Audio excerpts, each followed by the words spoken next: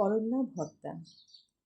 ভাজি খেতে কিন্তু বেশি মজা করল্লা, কিন্তু ভর্তা কি কখনো খেয়েছেন? আসসালামু আলাইকুম ভিউয়ার্স, আসুন আপনাদের সাথে করলা ভর্তাটা রেসিপিটা শেয়ার করি।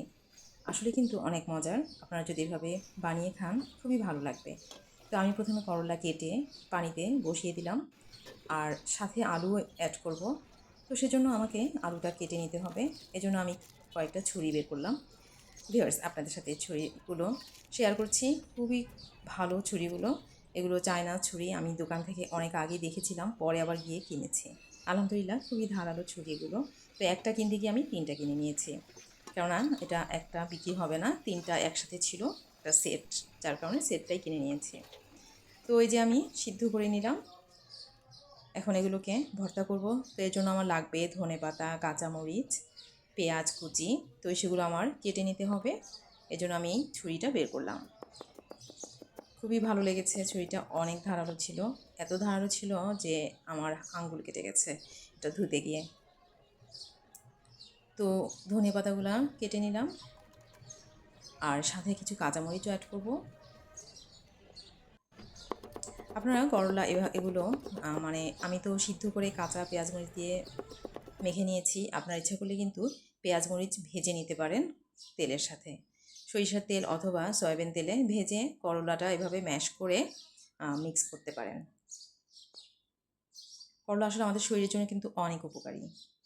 এটা নানা ধরনের রোগ ব্যাধি থেকে কিন্তু আমাদেরকে রক্ষা করে। এটা যারা পছন্দ করেন না, অবশ্যই কিন্তু আপনারা খাওয়ার চেষ্টা করবেন। আসলে ছোটোবেলায় বেশিরভাগ মানুষই কিন্তু ছোটোবেলায় খেতে পছন্দ করে না, আস্তে আস্তে যখন বড় হয় তখন বুঝতে পারে যে এই জিনিসটা কত উপকারী, তখন তারা খাওয়া শুরু করে। এটাই আসলে স্বাভাবিক, বাস্তব, আসলে এটাই বাস্তব।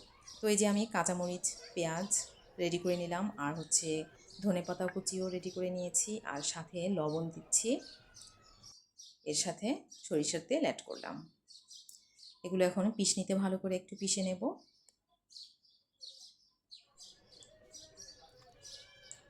ম্যাশ করে রাখা করলা আলুটা দিয়ে দিলাম, সাথে কিছু চিলি ফ্লেক্স অ্যাড করেছি যাতে একটু ঝালটা ভালো বেশি হয়। তো এটা তুলে নিলাম। সম্পূর্ণটা নেওয়ার আগে হঠাৎ মনে হলো একটু ভাত দিয়ে মেখে নিই, তো এই জন্য আমি একটু ভাত দিয়েও মেখে নিলাম। 2 রকমা ভাতের মতো নিয়েছি, বেশ ভালোই লেগেছে। কিন্তু তিতা তো অবশ্যই আছে, তিতা তো থাকবেই, তিতা জিনিস যেহেতু, তো কিন্তু বেশ ভালোই লেগেছে। আপনারা কিন্তু অবশ্যই এভাবে করে খাবেন, দেখবেন এর টেস্ট কিন্তু অনেক মজার। তো আমি যখন করলা ভর্তা বানাচ্ছিলাম তখন আমার হাজব্যান্ড চা বানাচ্ছিলেন, তো সেই সময় 1 কাপ চা পেয়ে গেলাম। তো আলহামদুলিল্লাহ, সবাই ভালো থাকবেন, সুস্থ থাকবেন, আর যদি এই রেসিপিটা ভালো লেগে থাকে অবশ্যই বানিয়ে খাবেন। আজকের মতো বিদায় নিচ্ছি, আল্লাহ হাফেজ।